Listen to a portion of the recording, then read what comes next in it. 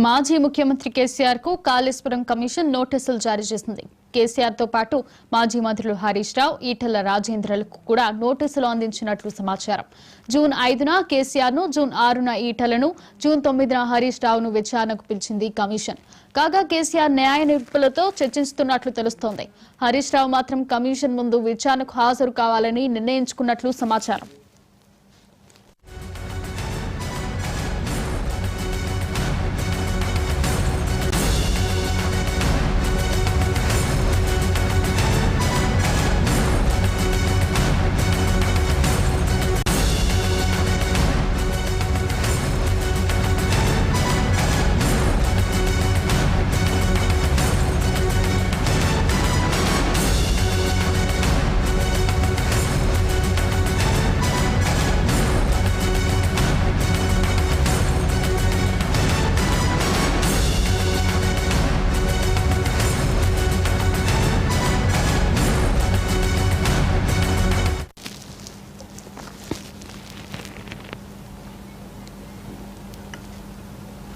మాజీ ముఖ్యమంత్రి కేసీఆర్ కు కాళేశ్వరం కమిషన్ నోటీసులు జారీ చేసింది. కేసీఆర్ తో పాటు మాజీ మంత్రులు హరీష్ రావు, ఈటెల రాజేంద్రలకు కూడా నోటీసులు అందించినట్లు సమాచారం.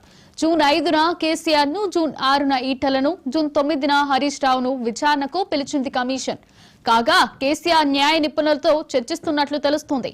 హరీష్ రావు మాత్రం కమిషన్ ముందు విచారణకు హాజరు కావాలని నిర్ణయించుకున్నట్లు తెలుస్తోంది.